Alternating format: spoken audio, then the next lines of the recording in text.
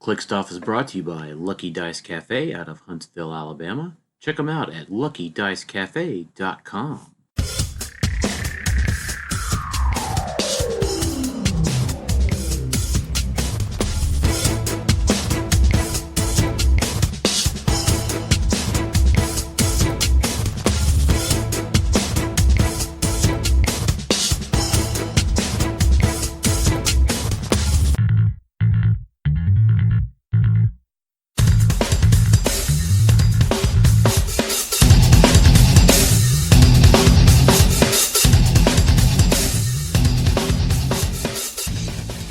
Welcome to Click Stuff. Hey everybody, welcome to Click Stuff today. This is your host Daniel Powell speaking.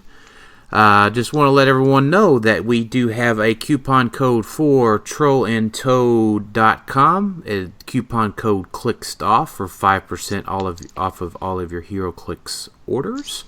We are currently running a contest on our Facebook page. That is facebook.com/clickstuff for a $50 web credit with Troll and Toad. All you have to do is comment your favorite non-game element for one entry, and the second entry can come from signing up for our Patreon at patreon.com/clickstuff to get an additional entry for the web credit.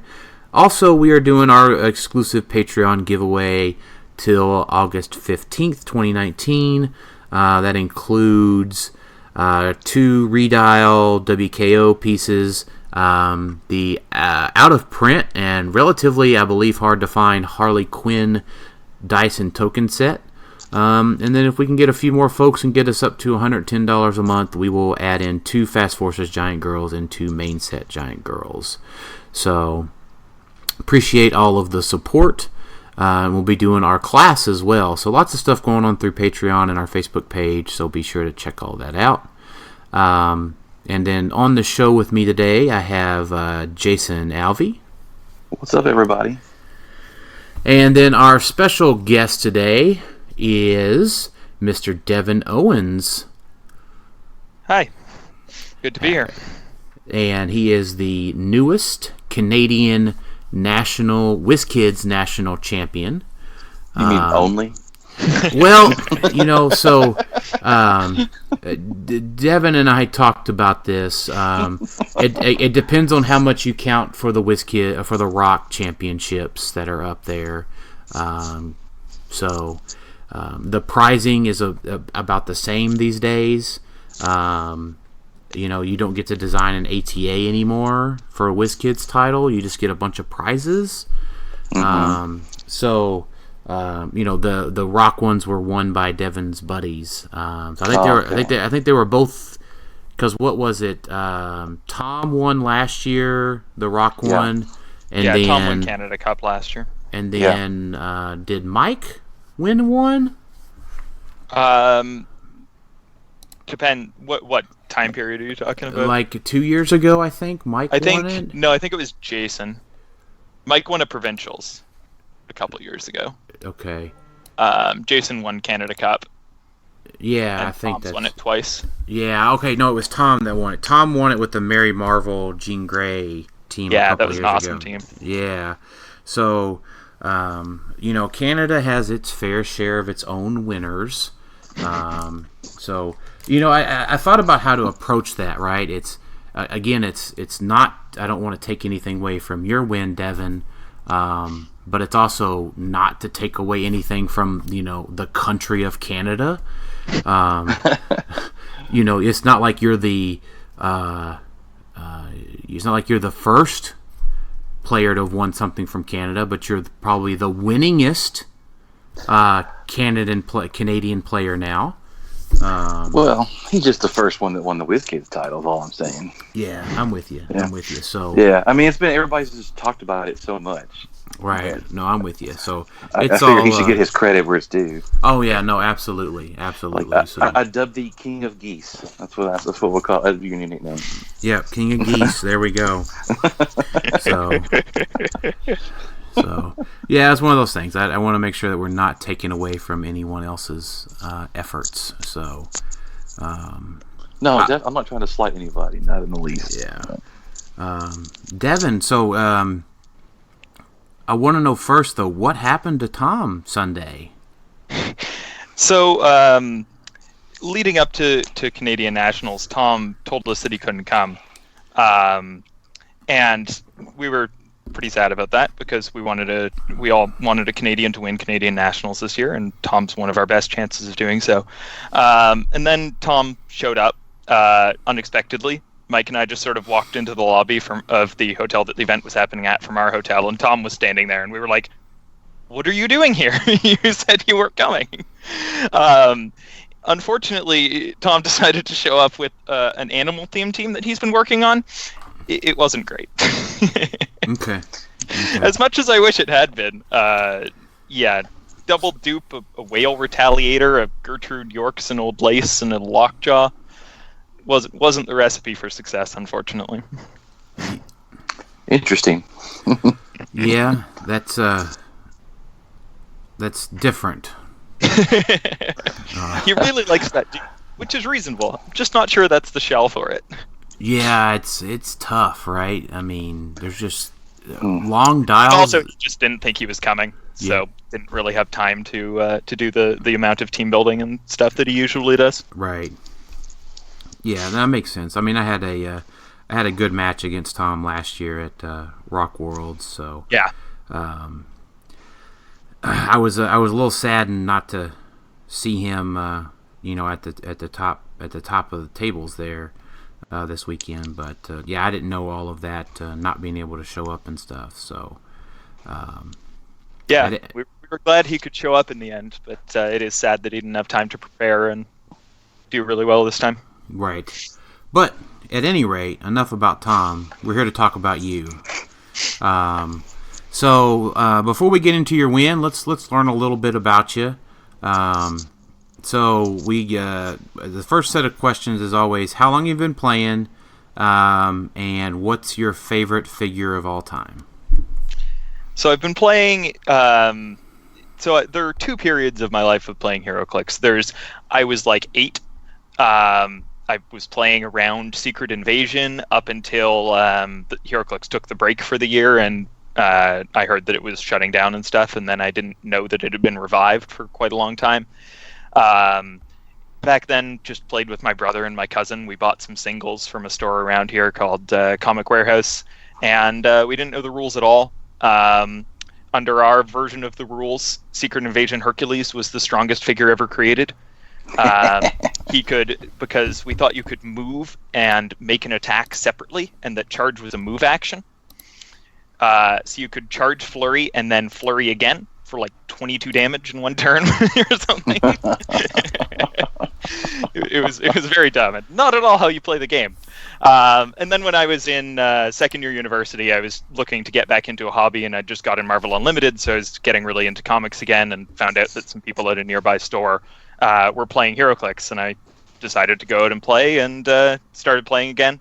Moved back to Toronto and met all of the Married with Clicks Metal Lab people, and went from there. As far as favorite figure, I always like to say Crisis Trigon for this. He was my favorite figure when I was a kid. Under our version of the rules, he was ridiculously strong. We also didn't know about action tokens at the time. So there was no bonus damage or anything. People could just do stuff forever. I love that piece. Mike hates it when I play him because he has one of the longest special powers ever written, I think. I had to reprint a card for him on just like full 8x11 paper because on his real card, the power is almost illegible. It's a full paragraph of text. You create these like weird special terrain markers that act kind of like blocking terrain, but kind of like characters, and that you have to break away from them. And if you fail to break away from them, they give you action tokens.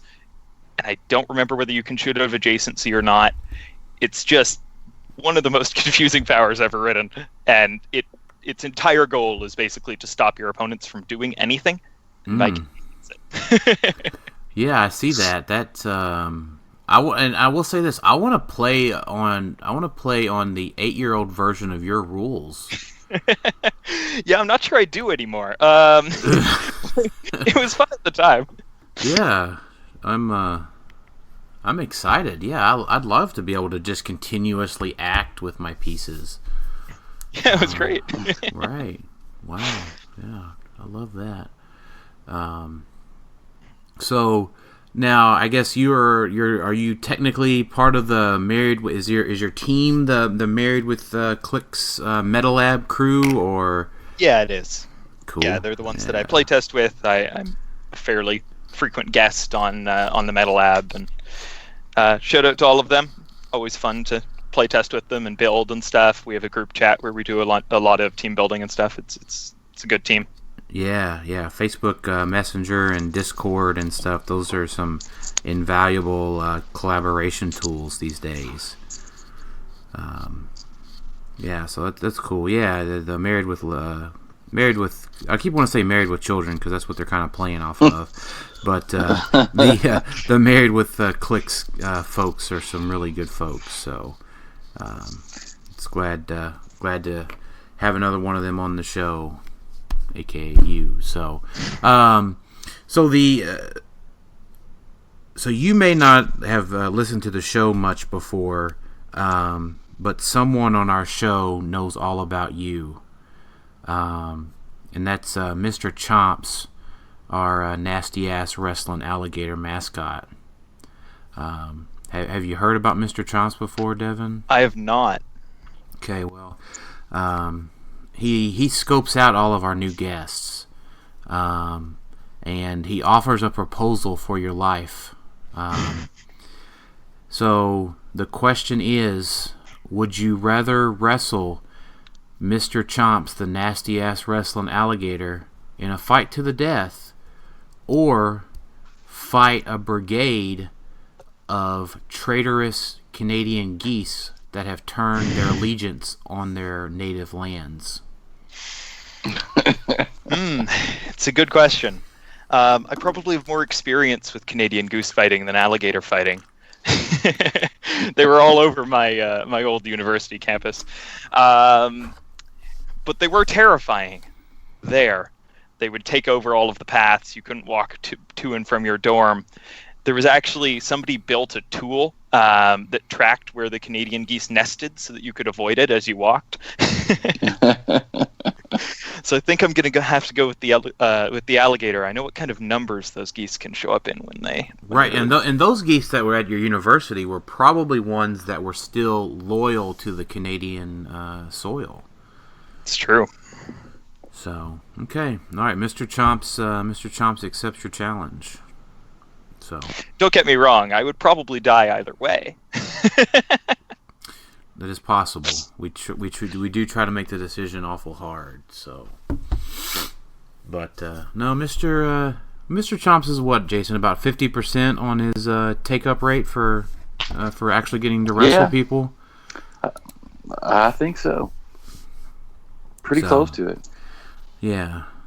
He's pretty hungry because I think Pat Fraser was gonna. You know what? That makes you're the second national champion this summer that was gonna take down Mr. Chomps. Good to know we're consistent. Yeah. Well, Pat had to take the choice between that or eating his cat. So. Yeah, I'd go with Mr. Chomps for that one too. Because I don't know if you saw, Pat Fraser has a custom shirt with his cat on it. Like it has a bunch of pictures of it, like headshots of his cat. It's the greatest thing ever. I did not notice that. Yeah, it's better in person. Maybe I'm hoping he wears it to Worlds. So, well, let's just dive in and talk about your Canadian Nats win. So. First of all, tell us the breakdown. What was your full team that you played? All right, so going into the weekend, I had a lot of different teams, which I play tested and eliminated one by one. I play tested this team exactly once before the tournament started against Scott Crampton on Friday, and decided that it was good enough that it was sort of a solid team, but I wasn't. I thought it was good, but I wasn't that excited to play it until the tournament actually started, and I realized a bunch of stuff that it could do. So I played Collector with the Reality Gem, Trader, and another Trader. The Traders almost always got a Space Gem and a Mind Gem each. Gardener with the Mind Gem, Flora, Colossus, Mangog, Groot, and the tank, and a Nightbringer ring for that nice free smoke cloud on Gardener in order to make attacks after Taxi. And then some IDs, just 2 Cyclopses, a Rusty, and a Wolverine. Nice, those are always solid choices. Yeah, needed something that somebody other than Collector could call out, and Rusty is really the most solid choice for that until Regenesis is legal. Yes, yeah, and we talked about all of those tasty options that are going to be 40 points and below a couple of episodes ago. Yep. Man, that's going to be fantastic. I just That's going to make those pieces that are just under 50 points even better than they already are. Oh my gosh! Oh yes. Is it ever? That's just it. I don't know. Like, I can't just overstate how insane some of those things are going to be. Now, you're not getting like free attacks and all this other stuff from the headmasters, but my goodness, there's enough perplexes from traders and traders, collectors, and gardeners, and all these other guys, all these old dudes wearing their jewelry, that they'll get pumped up just fine, I think. So yeah, really, a big reason that the team works as well as it does is having 3 perplexes and 2 probs is always a good recipe to start. Right. You can never go wrong with having that many support powers and that much number and roll fudging. Now, you said you played with Collector, but not Unseen? Yeah. So this is very similar to a team that Dustin Cedars played the week before. No, sure. Yeah. In the online Winamat, which I saw and took inspiration from. But I wanted, first of all, Unseen without Kobik right now is very unlikely to actually get to outwit all that much. There just isn't that much on map that doesn't have Power Cosmic team ability, although that may change. And I really don't like the matchup against Vulture without the Collector there. I just think it's really, really hard if you can't take all of Vulture's objects to beat him. So I wanted the Vulture for that matchup. I thought it made that matchup way better. Sure. Now I'll just go ahead and ask. I'm assuming you didn't have to face Emily, or did you have to face? I Emily? did actually. First round. Now, of course, went all the way to Montreal to play in Canadian Nationals and faced Emily first round. Now, did she beat? Did you win or lose? Well, I went undefeated on the day. Okay, so you did. But it was a close game. Right. So, yeah, I mean, like Sam, my wife, and Emily talked quite a bit, and yeah, She had talked about putting the Blood Axe on the team. So yep, I was kind of expecting Emily to just 6 exploit every elder that she faced. Oh, absolutely. If I couldn't have taken it before she could do that, then she absolutely would have done that. So did you let her have the Ock Arms instead? So what I did was on turn 1, I ran out and I grabbed the Ock Arms, and then she equipped the Blood Axe, and I traded for it. Oh man. So Vulture had a Space Gem, which made him less threatening. Right. Still threatening. Still Right. Not something you can totally ignore, but even with max perplexed up damage, he can't get through an Elder without Exploit or Flurry. So Gotcha. it just made that much easier. It is possibly an argument for putting an ID that gives Exploit on a Vulture team, just as a backup plan there.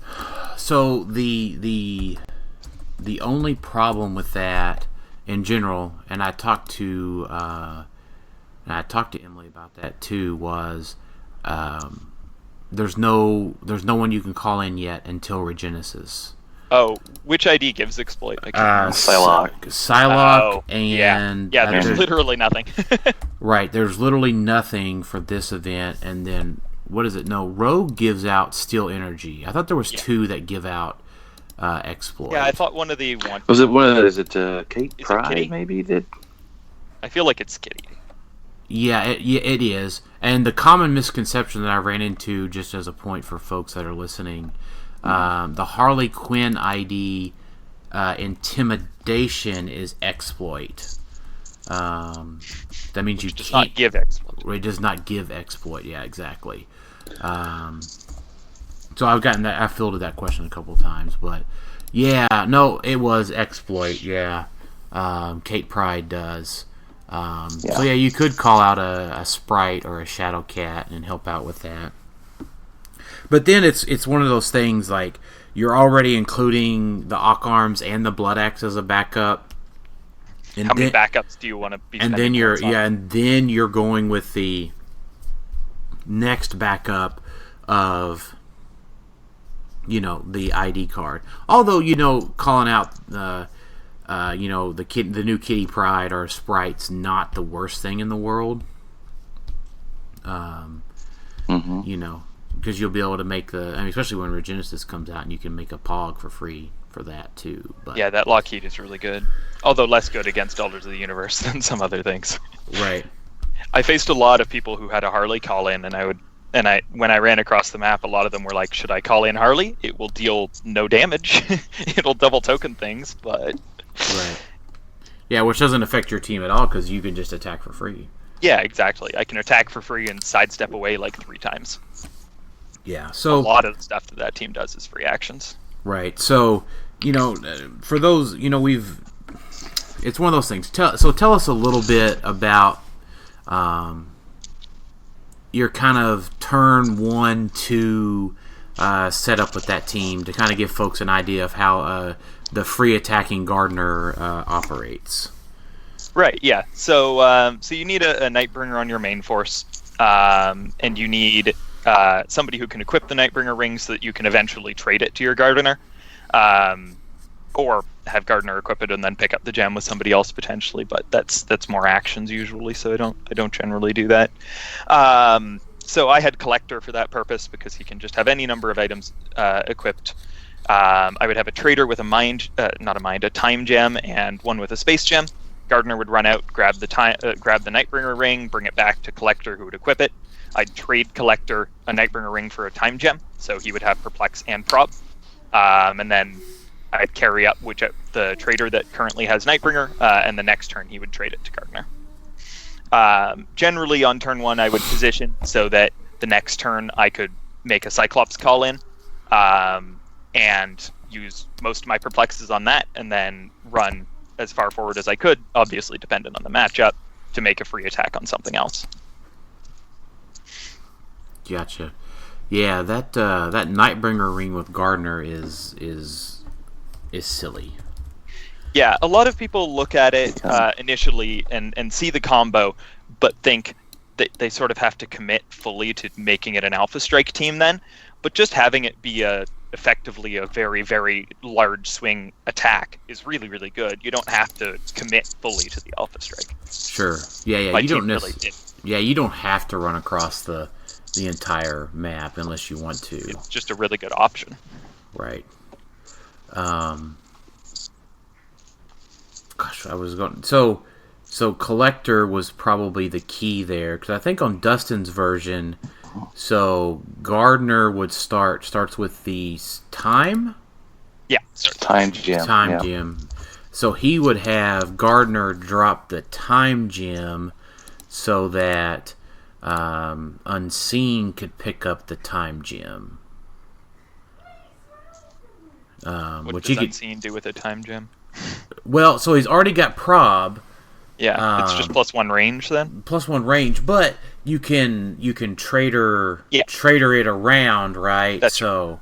I mean, and it's one of those things that.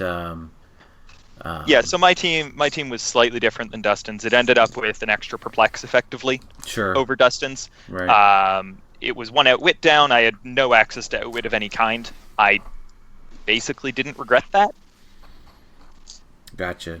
Yeah, and it's one of those things we're talking about it being, Dustin's team or your team, and it's I want to. There were definitely similarities. It was totally inspired. Like right. I'm not going to pretend that's not true. Well, I'm thankful that he played that team before because it got me thinking about how good Gardener could be. Sure. And we talked about Gardner, but this is this is kind of one of our goals of the whole goals of being at the podcast is just sharing information. And there's a lot of things to where I don't think it's anybody particularly owns a team anymore. Because we see Gardner released, right, and we see the Nightbringer ring previewed about the same time, and it's like, hey guys, hey, that's a thing, do that, right? That's totally what we like to do. But I mean, I think really the difference is the practice and the consideration that you put into being a really good team builder and practice. That's what really puts folks over the top these days. But no, I like that. I did like that your team had a different perplex now. But man, no outwit. That would. So I guess I'll ask from an outwit perspective. Did you face any unis? I didn't on the day. I faced one in a practice event the day before, but with a different team. Mm-hmm. No, I didn't face any on the day itself. What I probably should have done was, instead of the Wolverine ID, bring a Professor X ID, so that I had access to an outwit off the sideline for that matchup. Mm-hmm. Because really, I used the Wolverine ID like never. I was very rarely close enough to my opponent's team to actually make use of it. Yeah. Now, was it a wanted or a headmaster? Headmaster. Healing is always relevant. I almost always play headmaster over wanted. Yeah, same here. I agree. I didn't really use it that day, but in past tournaments, the healing from a Wolverine ID has saved me. Yeah. So many times. Mm-hmm. I don't think you can overvalue how good just having a random click of healing can be in any particular matchup. Right, exactly. Well, what's I think interesting on your team is now I'm just sitting here thinking about it. Man, that Professor X calling would have been good. Yeah. Because you could have went Brood X for matches that you don't need outwit, and then Gardner has an Empower available to him. Yeah, I was heavily debating it the day before, and I eventually decided to play the Wolverine because healing is good, but I think I would have gotten more use out of the Professor X. I don't know how often I would have called him in either, but I do think he was probably the better choice. Yeah. Well, and then the hatchling fellas can carry your elders around too. Oh, totally.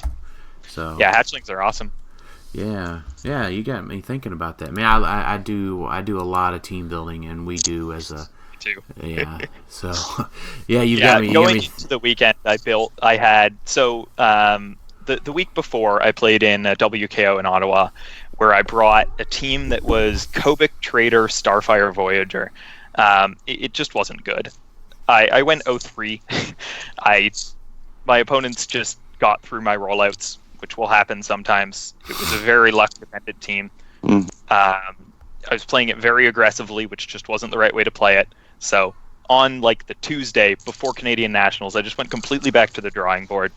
I sent a list of every figure that I thought was good in Modern to the Metal Lab group chat, and was like, "Hey, am I missing anything, guys?" And then I built 7 or 8 teams out of that, and whittled them down to 4 before the weekend. Playtested them all the weekend, and whittled it down to 1 eventually. Yeah, I think you had a really good process there with your team building. But dang it, if at the top of my head here, I'm not thinking about Brood X and Gardner going together now. But, yeah, it's one of those things. You get my wheels turning on something, and I'll have to just flesh out the whole thought process on it. But no, I like it. So the next thing would be. So you played 5 rounds, top 8? Yeah, 5 rounds, top 8. So bullet it down in general to your top 3 favorite moments from the tournament. Yeah, so round 1 against Emily, stealing her Blood Axe, trading it to Gardner to heal back up to top click. Well, not quite top, obviously, because I can't heal past starting line, but as far as I could, was a lot of fun. She hit him for a lot of damage on turn 2, and then I just kept healing with Steel Energy and regen, because he was on last click. In in my round four. No, wait. Round 4 or round 5? Round 5 game against Scott. Scott was playing a really interesting team that was double Astronomer Vulture, which actually I didn't initially see the synergy there, but what it did really, really well was when your opponent won map roll, they didn't know what map to pick. Because if you pick an indoor map with a lot of blocking, it hinders the Astronomers, but it allows the Vulture to set up very, very easily. You can't steal his arms. You can't really interfere with him setting up. And if you pick an outdoor maps that you can interfere with Vulture, then you're dealing with 2 Astronomers instead. So I did eventually pick an indoor map because I was just slightly less threatened by 1 Vulture than 2 Astronomers, I thought. I think it was the right choice in the end, but it was a very hard choice. Sure. And that game ended with me having a collector and a trader left trading for his power gem off of his Astronomer and attacking with like a 12 and 4 trader or something, which is just ridiculous. You look at his stats and he has 10 and 2, and you never expect him to get that high stats. Oh my gosh, yeah. Fun. And then I don't know if I would go with favorite, but definitely one of the most impactful moments of the day was in my top 4 game against Patricia Lamb. She was playing Kobik and Unseen, which on an open map was one of my least favorite matchups going in. I really didn't want to face it on an open map because I rely pretty heavily on having reducers. So if Unseen can see to outwit me consistently, then it's pretty easy to chew through my team. And of course she won map. And so I went across the map and I killed her Groot and we traded a bit. She killed my Gardener, I killed her Trader, she killed my second Trader, and she was up by like 50 points. But to kill my second Trader, she had to leave her Jean Grey on the map. And I perplexed her Kobik's defense down twice and retaliated with my Mangog with an 8 attack. Rolled an 8 to hit, she probbed it. I rolled another 8 to hit, she probbed it. I rolled a crit and killed her entire team. Oh my God. And I was just like, I'm so sorry. Like, I didn't think that was going to be the result of that retaliation. It saved the game for me. Like, I had a chance to win still. I wasn't totally out of the game or anything, but that just won me the game instantly. Right, yeah, you're thinking about like, well, if this doesn't work, then I need to do this, this, and this, and then you just come out of it and you're like... do like a Voop with Kobik's blue cube and then trade for it, and then do another one, call out a Cyclops so that I can have 2 perplexes and a prob on it, like all this complicated stuff, and then suddenly it was just like, oh no, I win? Okay. Yeah. Yeah, that was a crazy moment. It was right. It was now, intense. And this is just for our folks. Was Jean Grey in the Mangog retail? Yeah. Did Patricia roll for the Age of Apocalypse? I don't think she did. I think she was just like her entire team was dead except for like a Flora Colossus at that point. Oh yeah. Well, not and this is again not judging anybody or whatnot, but and this is something I tell my guys in practice: if somebody goes after your Jean Grey, and kills it, always roll for the Age of Apocalypse. That you never know when that 1 damage can be impactful. Well, yeah, because like it happen. It doesn't happen after resolutions. It happens immediately.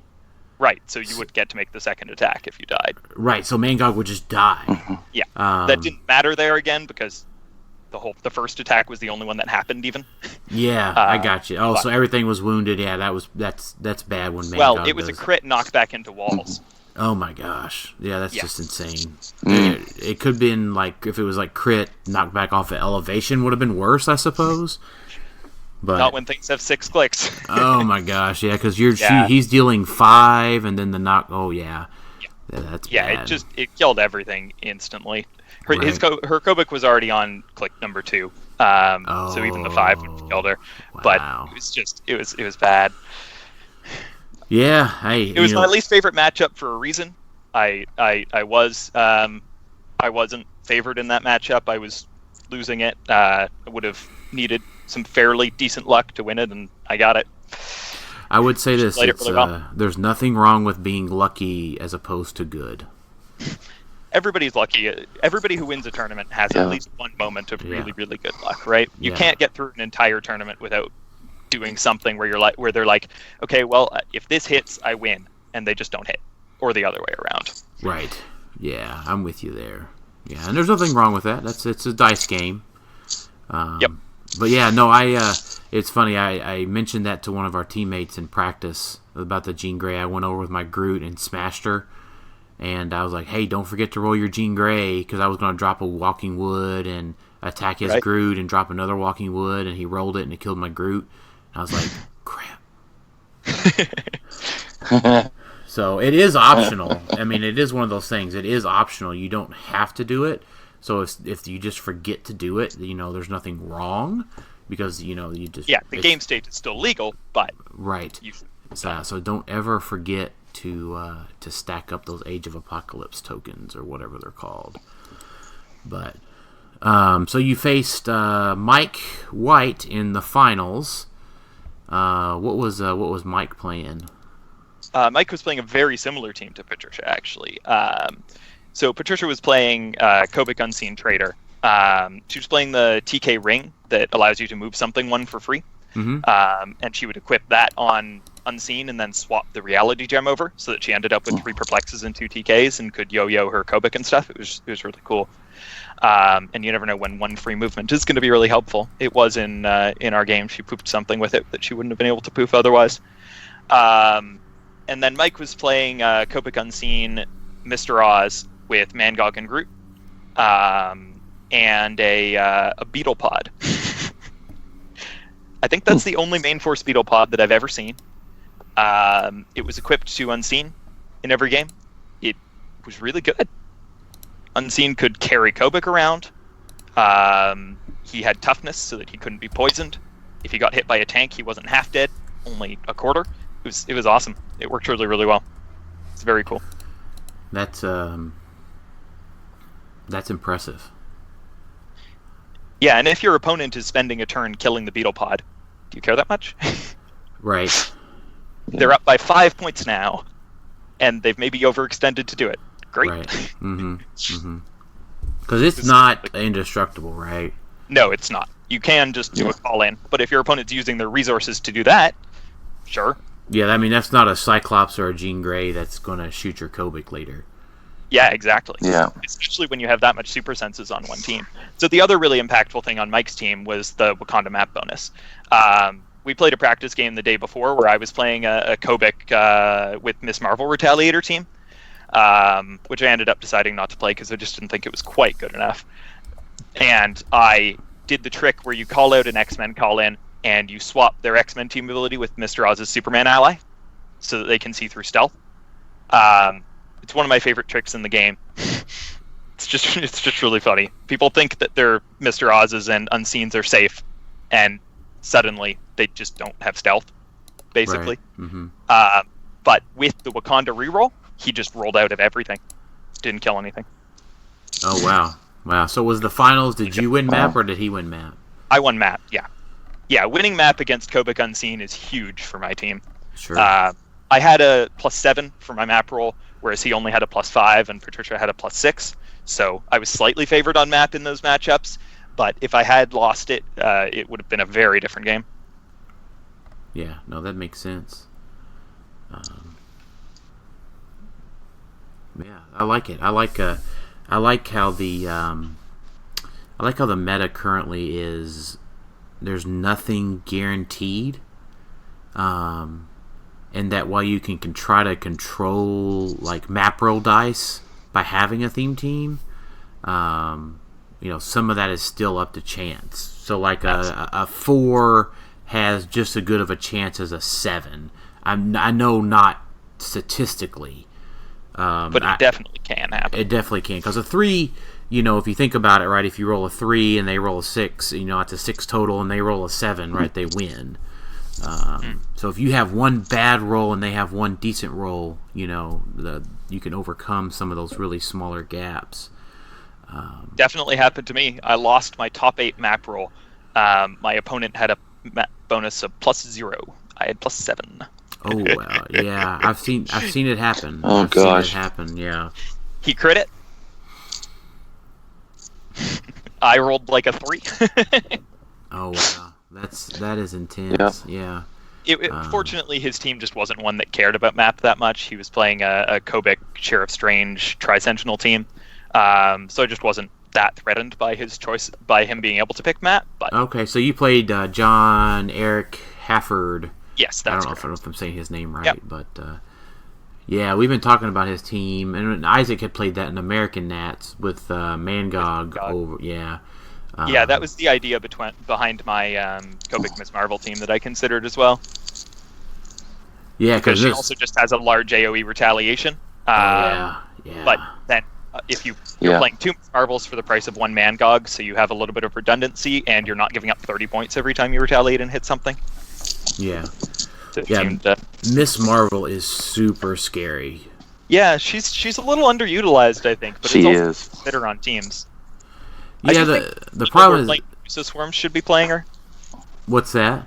I think that more people who are playing Medusa Swarm teams should be playing her Yes, over Giant Girls. Yeah. because she's Not a that. I think that she has 2 things that kind of go against her, is that she's 5 points more than a giant girl. Yeah. But what I do like is that she is a fantastic Medusa carrier. 11 movement, yeah. Yeah, I mean, to where a giant girl can only go 9, she can at least go 10 with the +1 movement. You know, I think that's the big problem with the Medusa's team, is that they just don't have that 1 turn full map reach. Yeah, you really have to creep up with Voyager a little bit before you can do it. Yeah, and that can be just a devastating thing against, you know, a Vulture or, you know, something like that. Yeah, that is the worst matchup. I feel really sorry. Like, they don't need their arms or anything. They can just run across the map and kill your entire team in 1 turn. Right, yeah, so as soon as you break first turn immunity, they're just like, okay, I'm going to send out Vulture, here he goes, 14 attack, 5 damage, and Because nobody's playing a Vulture team that doesn't have full map reach. Right, yeah, exactly. So, I don't know, that's, it's good stuff right now, I think. I don't think any one thing is just so overwhelmingly good. Like, I think Cosmic is the top, but I also think that there's other things coming up through the ranks as we get closer to Worlds. Yeah, I'll be interested to see how the meta evolves as people adapt to Kobik a bit.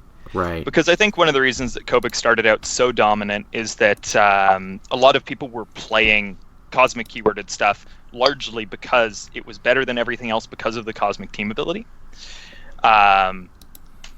Like, if you're looking at 2 pieces, they're similarly good, and one has power Cosmic and the other one doesn't, you're just going to play the one with power Cosmic. But Right. maybe that's just not the case with Kobik around. Maybe there's other things with good support that just didn't have power Cosmic, so weren't quite as good, but now might be. It'll be Right. interesting to see what people find. Yeah, I think the most interesting thing was that we saw this weekend was Randy Carter won our WKO at in Owensboro, and got second at the Lexington one that I won the next day with Hulk and Vulture together. So it's kind of like the idea of Pat's, Yeah. you know, that Just team. a 1-2 punch. Yep, a good 1-2 punch. Yeah. But to be fair, if Hulk and Vulture go down, it's done. So, because the rest of the team can't attack, really. Yeah, and Unimind doesn't seem like a great matchup for that team. It wasn't.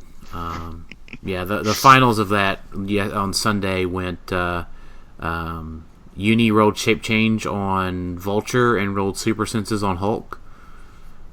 And nuclear blasted both of them. There we go. So, I mean, that's a thing.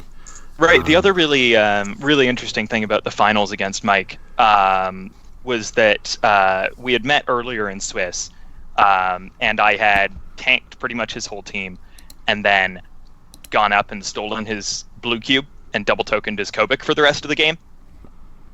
And there just wasn't anything he could do about it. So in the finals, he just decided he had to play Orange Cube. Yeah, that makes sense. Which I actually think is right. Like, I don't... If you don't have a trader of your own, and you're facing traders on the opposing team, yeah, I don't see how you can play Blue Cube. Yeah, that's a good point, yeah. Even if it's generally better and it gives you a little bit more mobility for call-ins and stuff, as soon as they get to you. Right. Well, I mean, typically the Kobik team has the Chase Jeans at 90, and they don't have someone that can use. It depends, right? Either they have Unseen that can do 60, but you have to think about that ahead of time if you're going to use the Blue Cube. Maybe offer the Blue Cube up as bait so that Unseen can call out 60-point Jeans, but. It's 6 in one hand, half dozen in the other, right? Because you definitely lose your Blue Cube, and you end up with a Space Gem. Yep, exactly. Every time. It's one of those things like a Space Gem is incredibly powerful to have on your team to start out with, but then you don't want it after a bit. Yeah, you're like, totally fine giving that away. I'll give this guy away. I will give this guy away, no problem. So. Let's just jump into our listener questions here. So a few different things, and we can all kind of talk about this stuff. But before we get started on that, do you mind if we take a quick break? Yeah, hang on. All right. Well, Devin, again, it's been great to hear about your. Specific tournament experiences, and congratulations. So thank you. I'm looking forward to seeing you at Worlds in a few short weeks, essentially. Yeah, it really is coming up quick. Yeah. So we'll be looking forward to seeing how you do at Worlds for sure. Me too. I hope I get crit less than last year. Crit less than last year? Yeah, I was playing Witch Queen last year. Okay. Witch Queen does not love crits. So I won my first game. My second game, my opponent ran across the map, crit me. First attack, no prob. Third game, opponent ran across the map, made a Harley Quinn call in, needed a 10 to even hit, crit first try, no prob. Wow. I was like, okay, well, sometimes that happens. Oh, wow. So did you not have any prob, or did they not have any prob? Well, they had prob on the attack. They just didn't have to use it. Oh my gosh! Wow. Yeah, it was interesting. That's not insane. A great feeling. Not a great start. No. Oh man, I was okay with it. I did well. I did well enough the day before that I was like, okay. Right. Yeah, and we'll talk about that here in a few minutes. But yeah, not only are you a Canadian national champion, you are a team world's champion. So yes, you are third Canadian World Championship. You're continuing your legacy at this point, really. Totally. So, man, I tell you though, I'm proud that you pulled that you played Witch Queen. I've wanted her to be better than she is. Yeah, I think there was one team that she was good on. I think she was really good with Lockjaw and Ironheart. There was flex points after that. I played just because extra pogs are awesome with her, and just extra offense off of them. But outside of that, I don't think she was that great, and she was so vulnerable to outwit. So as soon as people started playing a lot of Unseen, it just went downhill. Yeah, and you just I am sad that I didn't get a chance to try her with Foggy Nelson before he rotated out, because he solves all of her issues, other than that he's very killable. Right. Yeah, other than Froggy Nelson's terrible. Yes, exactly. Other than being a really bad piece, he synergizes incredibly well with her. Unfortunately, he's awful. Right. And then a lot of the things that she pairs with, mystical wise, just eat up so many points. Yeah, Zatanna, awesome with her. You can mastermind to bats. She has prob, she has perplex, but is 75 points and dies at the drop of a hat. Right. So I really preferred to play the more undying stuff with her, because then at least you had a backup plan. Yeah, and then so I've talked about maybe playing her with the game boss Shredder. Yeah, but that's cool. but that's 100 points. So you're at 250 points or 200 points total. And it's just, man, there's just not enough that just works together well with her. So what I am interested to see with her actually is once the WWE figures are out, they come with new movement powers. Mm-hmm. So technically she'll have access to other things. So I wonder what they'll be. We don't know that much yet. So that is totally Jake Carlisle's first question. Do you think WWE clicks will mix up the meta scene? I don't know the answer to that. So one thing is that almost all of the stuff that makes them good comes from their team ability, right? Because it gives you WWE rules and all that kind of stuff. So I think they probably match up poorly against Kobik. Not quite sure how that interaction works. Yeah, I mean, so the way they talked about it is if your opponent or yourself are playing a WWE figure, you have access to that pack. Right. So, it's a weird thing. I don't know how it's going to work. But man, you've got me. Yeah. You've got me. Oh man, I'm glad you're on. I'm just going to say this, whenever I'm talking like this is me thinking. And Witch Queen having all of the WWE movement powers that we don't even know exist yet. Yeah, we don't know what they're going to be, but if they're really good, then maybe they'll add a new dimension to her. Also, if we get something Undying-ish that can be masterminded to out of WWE, like if an Undertaker or something is like that, then it could be really, really good. And Undertaker could even be mystical. Yeah, he could. It could be themed. Yeah. Who knows? I'll be interested to see as more of that gets spoiled. Yeah. But yeah, we don't know enough to say for sure whether they're going to be good yet. Again, we don't know what most of the new powers do. We don't know what most of the dials are. But I think we'll see something from it in the meta scene. I'd say probably. Yeah. Witch Queen coming over and charge body slamming you or something. Yeah, who knows? So Ryan Nelson, and this is something I want to get your. How he asked the question is, how do you feel traders impacting the meta scene? So I'll ask the question this way. Do you think that trader is currently defining the meta scene? So I think with the pieces that other people are playing, yes. He's very good with Kobik. He's very, very good against Kobik. The ability to take 115 points of your opponent's team out of the fight almost immediately is ridiculous. I played one game at Canadian Nationals where my opponent was playing Trader Collector Kobik. I killed off Mr. Oz and the Groot. I killed off the Mr. Oz and the Groot. I knocked Trader past his power with a free attack from Gardner, and then I just stole Kobik's cube. He had no call-ins that anybody else but Kobik could make, and I just kept giving his Collector Battle Fury with Gardner, and he was locked out of the game with 3 figures alive. Right. Like, it was really, really silly. I think that if people stop playing as many objects, he'll be less good, but still amazing. Especially with the Barrier Ring being released. Barrier Ring in Trader is permanent barrier, and also super rare Joker's Wild Green Lantern. Or 2 super rare Joker's Wild Green Lanterns, effectively. Mm-hmm. For 5 points. If you're already playing a Trader, that's going to be crazy. Mm-hmm. Yeah, I agree with that. But now, here's my counterpoint. They're pretty dang squishy. At the WKO Sunday, I killed a Kobik with a walking wood. Yeah, that happened to my Kobik in the WKO that I 0-3'd. Not walking wood specifically, but I just kept running up beside people, and I was like, okay, so I have a prob, you don't. I have shape change super senses, you need to hit 2 8s, and I need to miss all of my rollouts. Oh, that happened? Okay. Right. That's Yeah. it. And it feels like, and just in general, right, like, if I'm playing, doesn't matter, right? Let's just play, I'm playing any sort of team.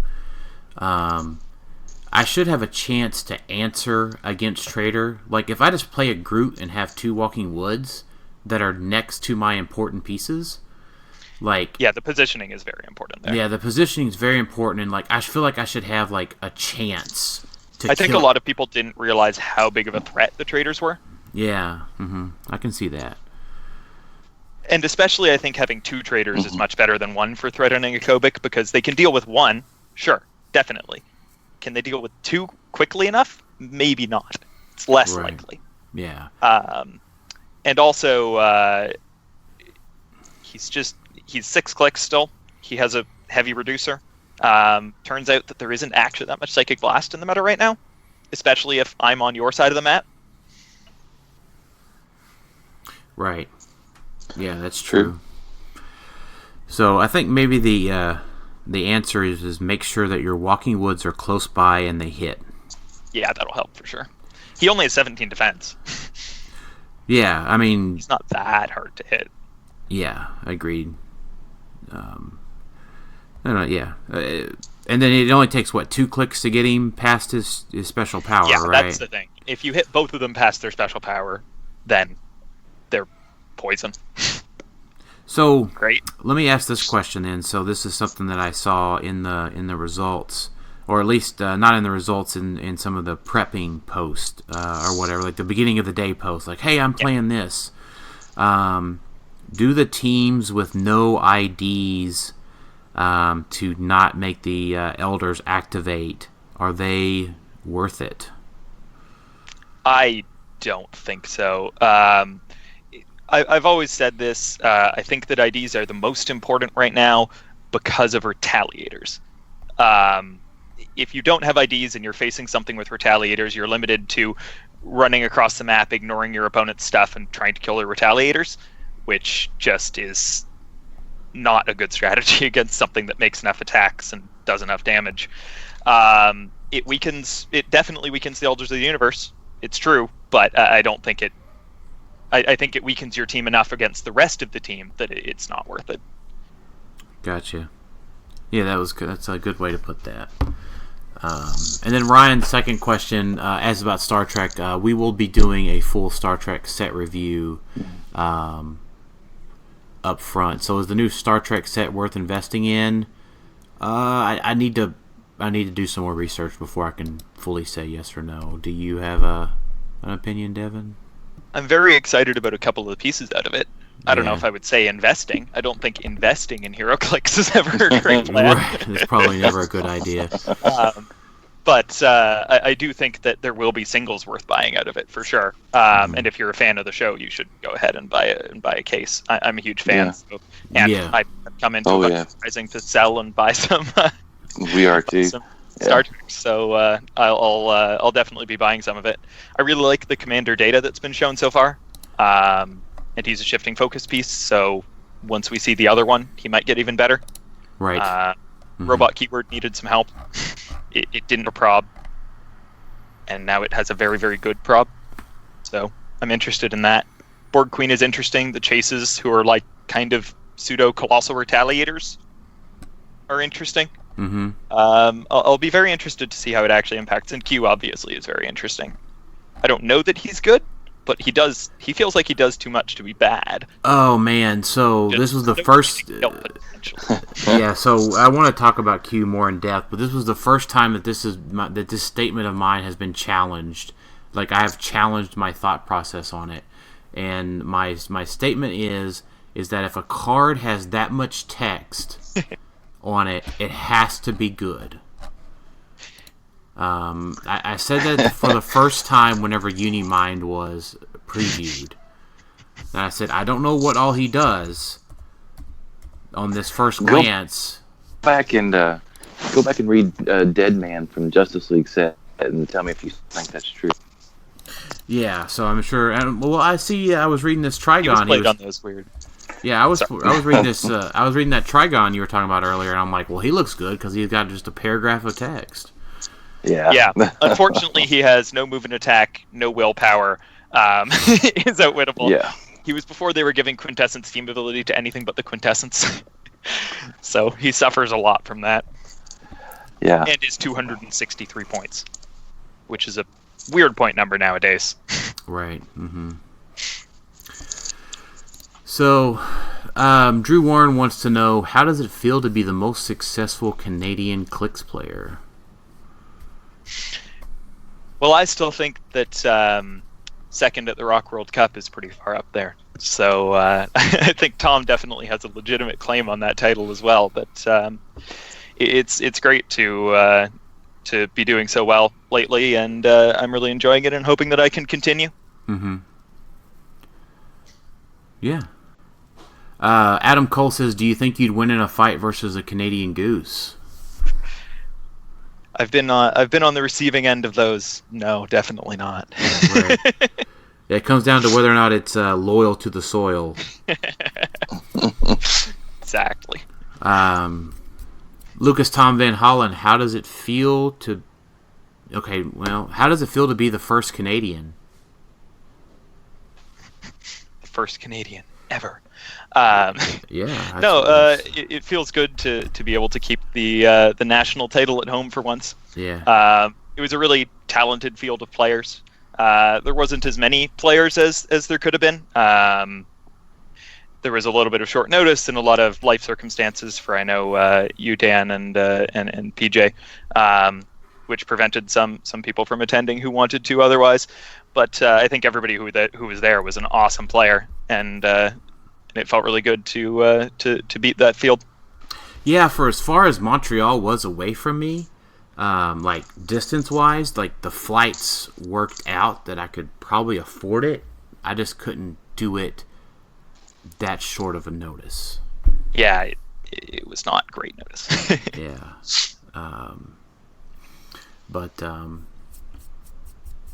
Yeah, PJ's baby's like 2 weeks old now, so we're all dealing with being him. Congrats to you as well. Yeah, thank you. Yeah, we're dealing with new dad stuff, so it's something new all the time. So,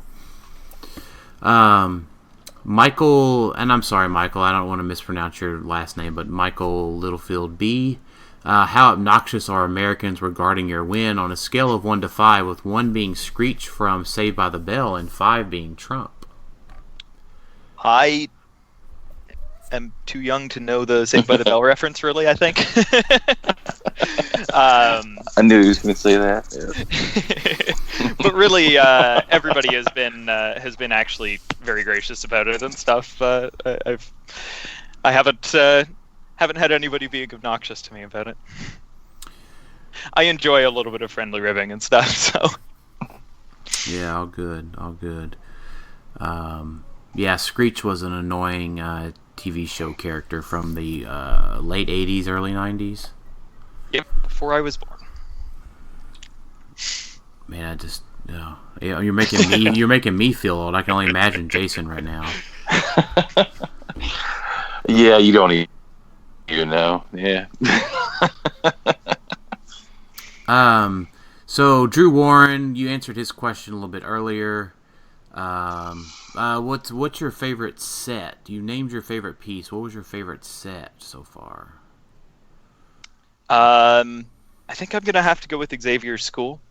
I'm a huge X-Men fan. I'm going to be buying as much of animated series as I possibly can. I just really love X-Men comics and characters. I wish that they were always competitively viable so that I could play them more frequently. Really, my only foray into competitive X-Men was the Magneto, Lila Cheney, Sam Cap team, which I built as well as soon as I saw that Lila Cheney being spoiled. But yeah, that set is really good. It's full of good, aggressively costed pieces. Sure. And I love playing with it. Yeah. It's going away soon, sadly enough. Yeah, that will be sad. It'll be a huge hit to X-Men's competitive viability. Yeah. At least I get to stick X-Men characters on every team as call-ins. Right. Yeah, that's true. So have you gone back and watched all of the X-Men animated series? No, it was on Netflix for a while, and I could not get past that voice acting. It just felt like they were all sitting there reading off scripts. As much as I love the X-Men, I couldn't do that show. I have to say I'm a little disappointed because that's part of its charm. Yeah, I feel like if I had watched it as a kid, I would be nostalgic about that and be like, "Oh, it's fine, it's awesome." But seeing as I didn't, it just feels poor quality. Yeah, that's true. That's true. There's shows like Digimon and Yu-Gi-Oh! And stuff that I did watch as a kid that I go back and I'm like, this isn't actually a good show, but I still really enjoy it because of the nostalgia factor. So I would definitely feel like that about X-Men if I had watched that then. Sure. No, I get you. My example there was I tried to get my wife to watch Beast Wars with me. And if you've never seen Beast Wars, it was early 3D modeling or 3D animation, and there was definitely it was definitely better when I was a child. It's a little rough. Yeah, it is not aged. It did not age well. A little bit. Yeah. I didn't grow up on that one, so yeah. Yeah, I was disappointingly exited out of that on Netflix, and it's like, okay, well, I guess we're watching something else now. Yeah, always sad when something you remember so fondly isn't actually as good as you thought it was. That is true. We sell that to Jason whenever he brings out some old-ass HeroClix piece.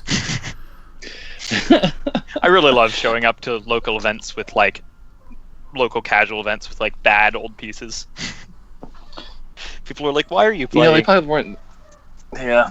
They were probably good back in that time frame. Yeah, a lot of them were.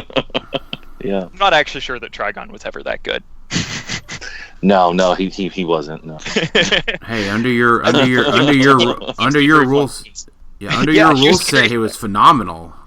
Yeah, that's true. I want to petition for those rules to be real. Yeah, email WizKids, ask for it. Yeah, you need to list that out for me. Michael Paris wants to know: were the Canadian Nats teams predictable for you?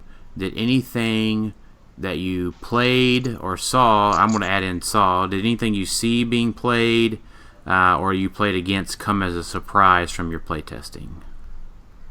So I had like 3 or 4 matchups that I was really concerned that I was going to face a lot. There was Kobik Trader without Unseen, Kobik Trader with Unseen, which are very different matchups for my team. And then Vulture and Double Astronomer. I saw all of those. And one of them on the same team. I do think that Scott Crampton's Double Astronomer Vulture was one of the most fun teams that I saw there. Because it's known good stuff, but just played in a very different way. Mm-hmm. I liked it a lot. Also, Tom's animal theme team was fun. Not great, but fun. Right. Yeah, last minute Tom. Yep. Hey, he showed up to Ontario Provincials this year with an EarthX theme team that included Prime Venom from EarthX that he'd been tinkering with for a while, and just won. So. Yeah, he won. I remember reporting on that. I was like, can he do more of that so he can make the common Prime worth more money? Yeah, I had like 4 of those at one point. Right. Yeah, but I can't give these away. I think I actually sold one for $5 with shipping. So shipping, so I sold it for $5. There's 20% fees or so from PayPal, and then shipping is $3.50. So yeah, that really doesn't feel worth it. No. Jeff Bozeman writes in, what would you say was your biggest win predating your Canadian National Championship? Yes, I saw this one. I enjoyed Amber responding. Yeah, it was Team Worlds last year. But if we're going to talk specifically about individual constructed events, which I think is fair because it's a very different thing, winning a team sealed event than an individual constructed event. I think then this year I won New York State's. We did a Canadian invasion down there and top 3'd it, Jay, Tom, and I. And I won a regional in Warren, Michigan, where I had to go through Tom, followed by Nate White, and then Jay Major in the finals. So that was an awesome win as well, over some really good players. Yeah, nice. Yeah, those are some good wins. Nice. And that was Shredder J. Yes, it was. Yeah, I was playing Starro Grandmaster there. Oh, yeah. Still unsure whether it was actually good.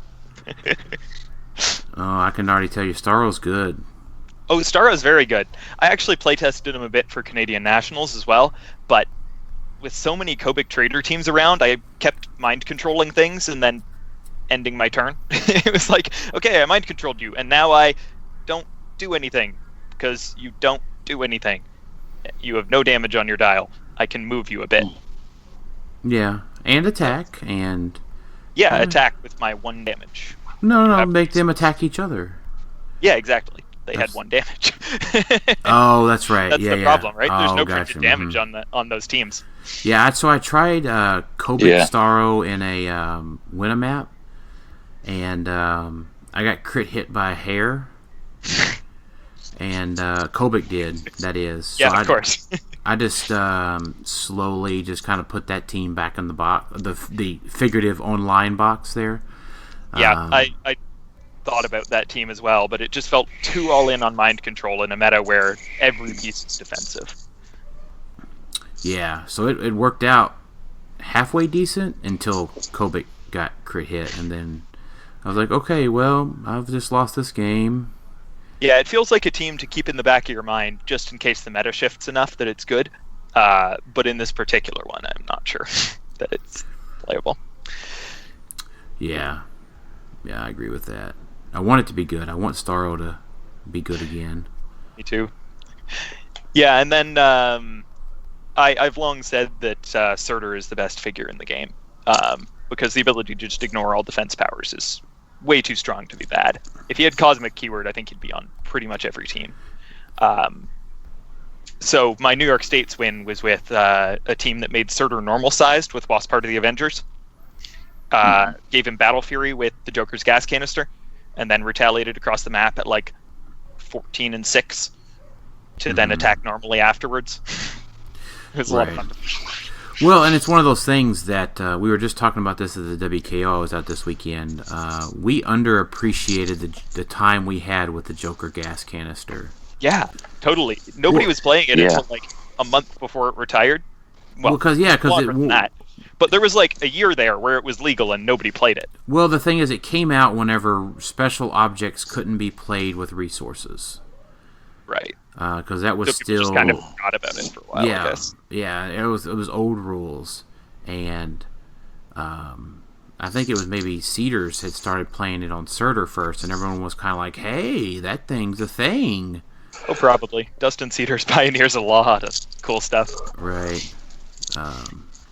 Yeah, especially with how popular Unimind was for a really long time there, and how Shape Change was such a huge part of his survivability, you would really think that Joker's gas canister saw more play, but didn't for a really long time. It kind of came in at the same time that everyone was like, hey, we can just run across the map and blow up objects too. It's like we all collectively figured that out at once whenever objects got to be too good.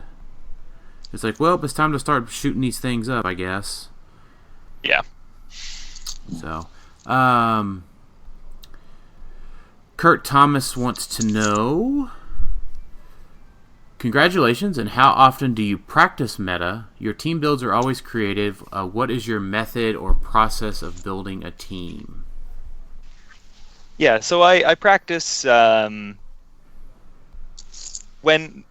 up to events, I practice like a couple times a week. I practice a lot with Emily. She's always up for a practice game, and with Jay a lot, and then with the rest of the Meta Lab when they have time.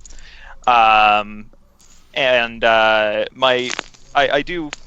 build fairly creative teams. A lot of them are inspired by other people's teams. Dustin Cedars and Nate White have both inspired a couple of my teams. They're very creative team builders as well. My team building process is generally I'll start with something that I really want to build around, and I'll just try to figure out what's the best with it. Like my New York State's winning team started with me going, how can I play Surtur and make him amazing?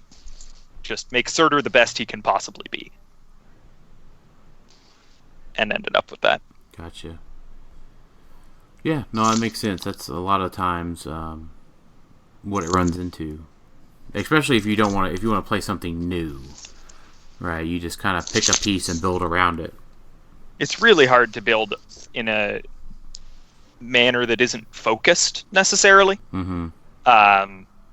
You can look at every piece in the game and try to figure out what's good, but it's just overwhelming, right? You have to start with something. Right. Yeah. Or you just get lost and scroll up and down the list on HC Realms for a long time and build nothing.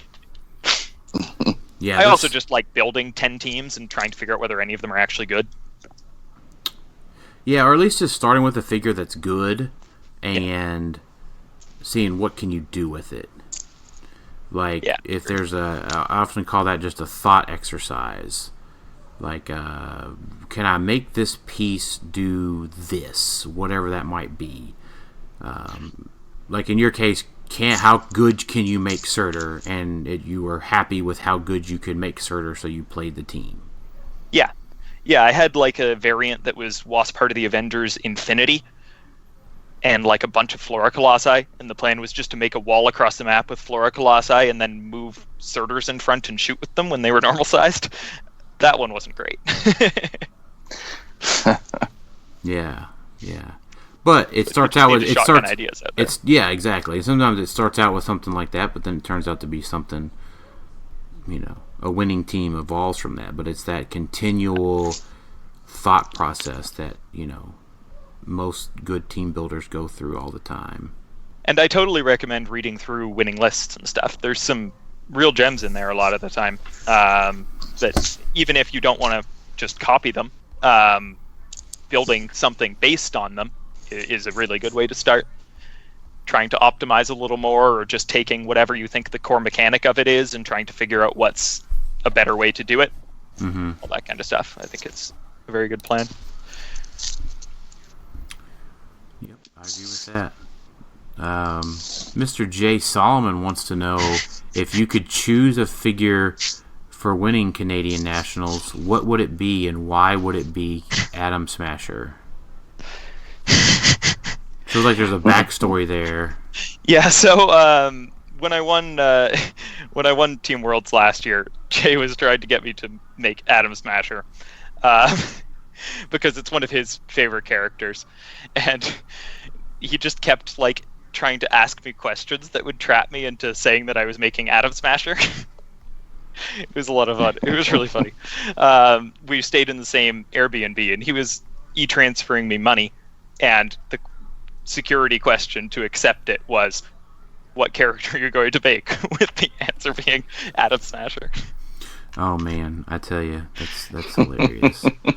We, and of course, Tyler's on our team, and I can tell you, we honestly just avoid talking about it. Yeah. Like, he doesn't tell us anything. We don't, we just want to know when everybody else knows, because, we don't want anybody to be in danger of violating an NDA.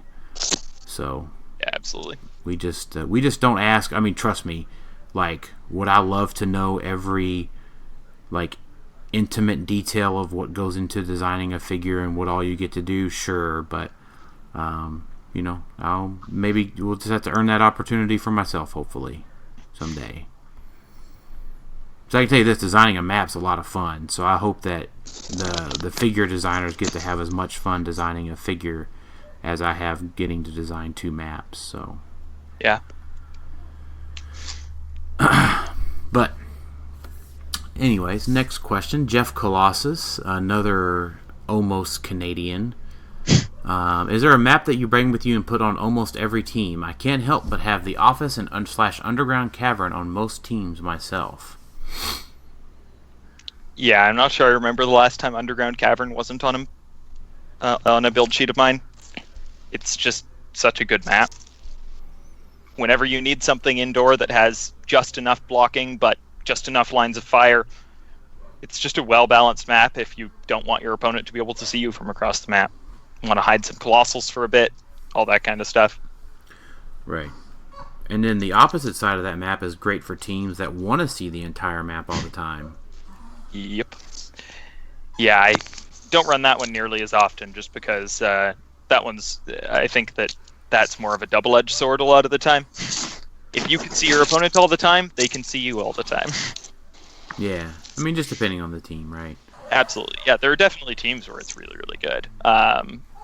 The team that I played in the qualifier for Canadian Nationals just to practice was the Kobik Miss Marvel team, but it also included the Skull with a Spectral Ring, which allows him to just ping things for one from anywhere on the map. Yes, that's an insane combination. Yeah. Yeah, it feels a little slow, but I'm sure that there's a shell in which it would be like ridiculously good. Yeah, it just depends on if you can get, because usually Skull's your leadership piece, but if you can get a good chance of getting a token off of him turn 2, then I think it's even better. But the problem is not that having willpower is rough for it, but if you have enough leadership, it can be. Yeah. No willpower, and then his keyword is, only good for Tom Kerr. Yeah, I do wish that we'd gotten ruler on him. It was on the Fast Forces version, but not the main set one. Yeah, I don't know what the difference there was, comic book wise. I have no idea. David Cullen wants to know, how was your let's ask this, when it was the final match, how did it feel as soon as they called last action? So they didn't get a chance to call last action. The game ended before that, but it felt really, really great. It was awesome to play a good friend of mine, Mike White, in the finals. It was cool to know before the finals even started that we were finally getting a Canadian champion of Canadian Nationals. But obviously it felt really, really good to win as well. Yeah, that's good. Did you know how much time was left? Did they tell you how much time was left on the clock when you won? We got all of the prizes, and then the timer went off. Oh, wow. So you guys had quite a bit of time left. Wow. Yeah, I just... that map... Getting an indoor map just disadvantages him so much, and not having the mobility from the blue cube disadvantages him so much in that matchup that there wasn't that much he could do, I don't think. If he'd won map, it would have been a very different game. Sure. Colin Bill writes in... so we talked about your matchups, and we've talked about counters, and then so for everyone, did we learn anything new about the meta scene from this tournament? I think for me, and you kind of talked about this, was what I call team good stuff is always viable. So that would be your double astronomer vulture. Yep. And then we kind of experienced that at RWKO with Hulk and Vulture together. So just don't overlook just throwing a bunch of good stuff together and playing it really well. Yeah, it's true. Really, as long as your pieces are good enough. Map roll doesn't matter for some teams as much as people think. People look at every team and want it to be themed. But there are some teams that just thrive on any map and would be better if they played a figure that was off theme than if they played a figure that was on theme. Like Scott Crampton's team, for example, was 2 astronomers, a Mr. Oz, a Groot, and a Vulture. Other than the Vulture, that's cosmic theme, right? Right. But he decided it would just be a better team if he played a Vulture instead of another cosmic piece, because it still would have only been like +5. Yeah. Which isn't that likely to win map in this environment. And it would have made his opponent have an easier choice of what map to put him on. Sure. So, Nathan Deal, we kind of talked about his team, how your team worked, but remind us again, what was your gems that you selected the most? Right. So actually, not even the most. Every game, I selected 1 time gem and 1 space gem. There were matchups that I thought about before the tournament where I was like, well, maybe I'll have to pick a power gem on a trader just to have more threats, or take 2 space gems to have farther reach. Like if I ended up facing double astronomer on an open map, I would have taken 2 space gems so that I could run across the map and take their power gems and give them space gems. but I just didn't end up facing those matchups. So I didn't end up actually swapping gems. Gotcha. But it's definitely something that you have to consider when you're playing the team. You don't want to just default not switch gems. It just happened in my particular matchups that I always wanted a second prob. A second prob is never bad. Oh yeah, more probs always good. 3 perplexes and 2 probs is a pretty good spot to be. You can get a Cyclops to 6 damage, and then you'll have 2 probs on the attack. Yep. Scott Crampton wants to know what it was like to face the Scott Crampton and always beat him senseless. Scott's always a fun opponent. We faced in the last round of Swiss, and we just had a really fun game. And he played a good team, and we play tested a bit before the event on the Friday. So it was good to see him and hang out with him. Gotcha. So he says, Devin, if I had won, I would have had to leave instead of playing. I would have given you all my prizing for the opportunity to roll off for the championship. Now, did you beat him in top cut? No, I beat him in the last round of Swiss. Okay, he made it to the top 4, but faced Mike. Gotcha. So, would you have rolled off for the prizing? No, or would you rolled off of a guy. Rolled off for the championship? That is. Yeah. He said he would have given you the prizing if he could have gotten the chance at the championship. Yeah, I think I just will always want getting the championship or not to come down to how good I am at the game, not luck. So as bad as I would have felt that he had made it all the way to the finals and had to leave, I still don't think I could have accepted a roll-off for the championship. Fair enough. Like Scott, you just don't make it to make your flight. Right, so I guess if he has to leave, right, you could have just made Scott concede. Yeah, that was the alternative, unfortunately. Yeah. Yeah, that sounds even better. Would have sucked. Yeah, I mean, not for you. Terrible. Yeah, not for you. I would have made Scott concede. Yeah. Sorry, Scott. Sorry, not sorry, Scott. But let's see. Is that no? We got a couple more questions. Two more. Yeah. 2 more. Is there an Iron Throne somewhere in Canada? I actually think there was for a while. There was like a promo for Game of Thrones, and there was one hidden somewhere in like the Yukon or something that somebody found. That sounds cold. But yeah, right. I guess it's appropriate. But as far as I know, no, I don't get an actual throne, unfortunately. Devastated. You just get an atom smasher.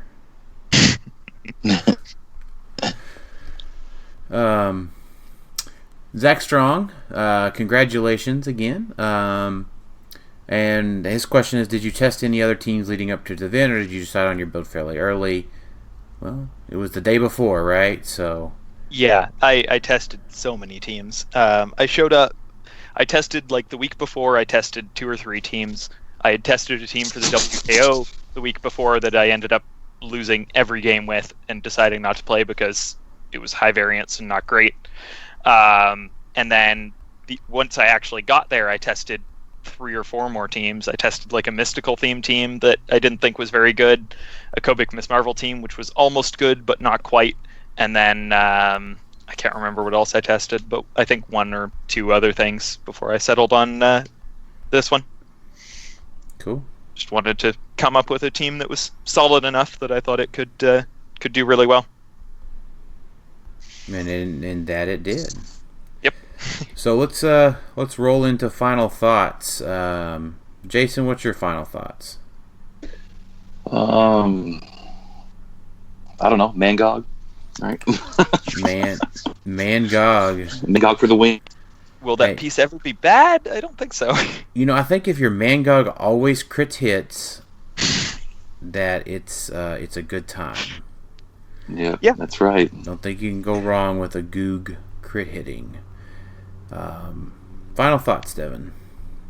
It was an awesome tournament. A lot of really good competitors.